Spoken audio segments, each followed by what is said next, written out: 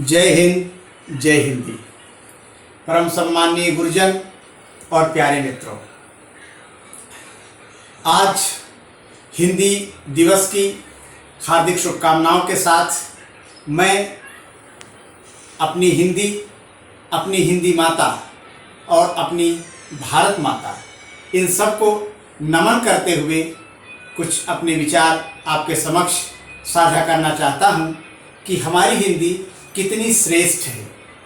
मित्रों, बीबीसी के अनुसार 54.5 करोड़ लोग आज हिंदी भाषा भाषी हैं। यानी यह आंकड़ा जो है वह पूरे विश्व में हिंदी को दूसरे स्थान पर लाता है। यानी कि पूरी दुनिया में हिंदी दूसरे स्थान पर है। इसके अलावा मित्रों, गूगल के अनुसार हिंदी की लोकप्रियता बहुत तेजी से बढ़ रही है। आज हिंदी प्रतिवर्ष 94% तीव्र गति से आगे बढ़ रही है, लोकप्रिय हो रही है। जबकि कई भाषाएं आज जिनका बोलबाला है, जिनका नाम यत्र तत्र सर्वत्र हम सुनते हैं, वो भाषाएं दिनों दिन अपनी लोकप्रियता खो रही हैं। उनको बोलने वाले लोग कम हो रहे हैं।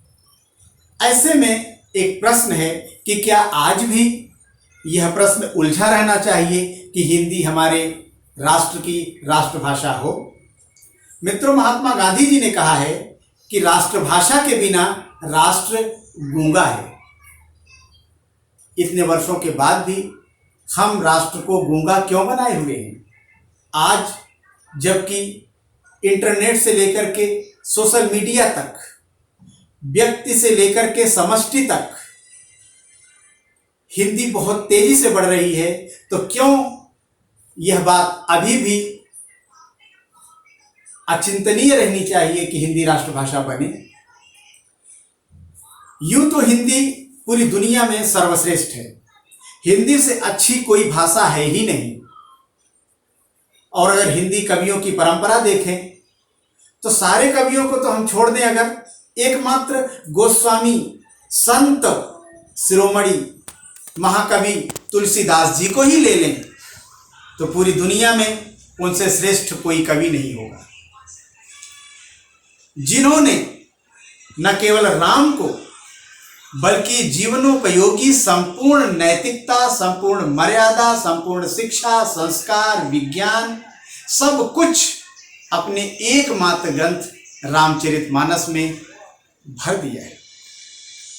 उस रामचरितमानस की तुलना में, उस रामचरितमानस की श्रेष्ठता में कोई ग्रंथ नहीं लगता है। अगर एक ही ग्रंथ और एक ही महाकवि पर्याप्त है पूरी दुनिया के ग्रंथों पर, पूरी दुनिया के महाकवियों पर, तो क्यों राष्ट्रभाषा नहीं होनी चाहिए हिंदी? बहुत सारे कवि हैं, सारी परंपरा है, हम उनका जिक्र नहीं करते हैं क्योंकि हम शुरू से अपनी पाठ्य पुस्तकों में भी पढ़ते आए हैं और यत्र तत्र सर्वत्र पुस्तकालयों में, पुस्तकों में सबके बारे में मिलता है। लेकिन नए दृष्टि से कुछ नए कवियों को जोड़कर पुराने कवियों के साथ अगर हम इसे देखेंगे तो चाहे रामभद्राचार्य जी हों, चाहे श्री कृष्ण सरल जी हों और चाहे आज के विविध कवि हों, उन सब ने भी उस प्राचीन धरोहर को जिस तरीके से संभाल के रखा है, उससे हिंदी भाषा राष्ट्रभाषा बनने की प्रबल दावेदार है। वैसे भी कोई भाषा राष्ट्रभाषा बने उसके लिए अपेक्षित प्रमुख गुण हैं 4: व्यापकता, सरलता, समृद्धता, लिपि की सरलता और वैज्ञानिकता तथा समयानुकूल विकास के अनुसार सामर्थ्य वाली होना। और इन पैमानों पर, इस कसौटी पर हिंदी पूरी तरह खरा कुंदन है। ये पैमाने ऐसे हैं, ये कसौटियां ऐसी हैं जिनके आधार पे हिंदी सर्वशिरोमणि सिद्ध हो सकती है। अंत में मैं अपने कुछ महान कवियों को नमन करते हुए अपनी वाणी को विराम दूंगा, जो हमारे हिंदी साहित्य के गौरव हैं। कि तुलसी कहाँ ढूंढने जाऊं, अरे बोल हस्ती तुझसी। तुलसी कहाँ ढूंढने जाऊं, अरे बोल हस्ती तुझसी। मंदिरों की पवित्रता में तेरा ही बोलबाला है। कुछ नहीं मिलता है जिसमें कृष्ण भक्ति के सिवा, सूर व रसखान का सारा जीवन खंगाला है। 100 प्रणाम तुम्हें सजदाए कबीरा, तोड़ दिया तूने बंद दिमागों का ताला है। सारा जग सराबोर डूबा भक्ति के रस में, मीरा के हाथों में शाश्वत प्रेम का प्याला है। ऐ रामधारी अस्त नहीं जिसका, ऐ रामधारी अस्त नहीं जिसका, तू ऐसा दिनकर तिमिर के शिविर में रश्मि रथी का उजाला है। फूल बनी जो जूही की कली, मुरझाएगी न कभी, परिमल ही परिमल निराला का भवन निराला है।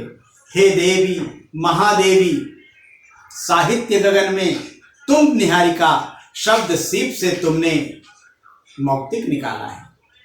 पंचों को नहीं ऐसे ही कहा है पंच परमेश्वर, पंचों को ऐसे ही नहीं कहा परमेश्वर। अलगू के पास पहुंची जुम्मन की खाला है, खूब लड़ी मर्दानी वो तो झांसी। वाह सुभद्रा वाह, तेरे इन्हीं शब्दों ने ठंडे रक्त को उबाला है। प्रसाद जी का प्रसाद तो आज भी है मीठा, छोटा जादूगर भी तेरा बड़ा हिम्मत वाला है। उजागर हुई गुप्त की साकेत में बेबस वेदना, उजागर हुई गुप्त की साकेत में बेबस वेदना, उर्मिला ने बरसों विरह वेदना को पाला है। देखा है चित्रलेखा में पाप और पुण्य का लेखा, भगवती जी के दर्शन ने नव दर्शन दे डाला है। धधक रही है आज तक बदहवासी की जो ज्वाला, बुझाई किसी ने अगर तो बस तेरी मधुशाला है। कठिन काल में जलाई जिसने क्रांति की मशालें, वो श्री कृष्ण सरल तो स्वयं राष्ट्र प्रेम की पाठशाला है। श्रद्धा का धागा लिए बस यूं ही बैठे बैठे, ऐसे ही कुछ सुमनों की ये छोटी सी माला है। पर हाय इस दौर के, पर हाय इस दौर के कुछ कलमकार, बेच डाली लेखनी मिला जो सियासी निवाला है। उदित उदयगिरि मंच पर नमन तुम्हें हे उदय आचवल, उदित उदयगिरि मंच पर नमन तुम्हें हे उदय आचवल। सुरभित सुमनों की तुमने ये अजब बनाई माला है, ये अजब बनाई माला है।